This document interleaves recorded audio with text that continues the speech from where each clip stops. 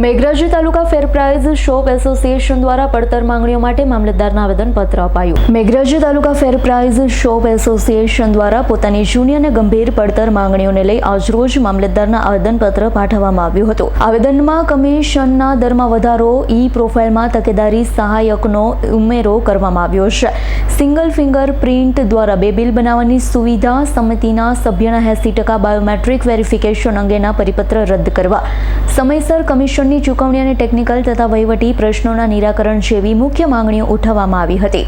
દુકાનદારો દ્વારા ચેતવણી રૂપે જણાવાયું કે જો માંગણીઓનું નિરાકરણ નહીં થાય તો આ 1 નવેમ્બરથી વિતરણ કામગીરીથી અલગ થવાની કાર્યવાહી કરશે।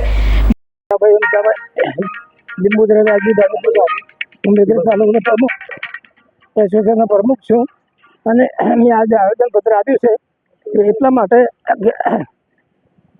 જે 8-10 જે સહીઓ કરવાની આવે છે એમાંથી 80% 8 સહીઓ અંગૂઠાની બાયોમેટ્રિક કરવામાં આવે છે એ ખરેખર ખોટું છે અને સર્વર ડાઉન અને કમિશન રેગ્યુલર મળતું નથી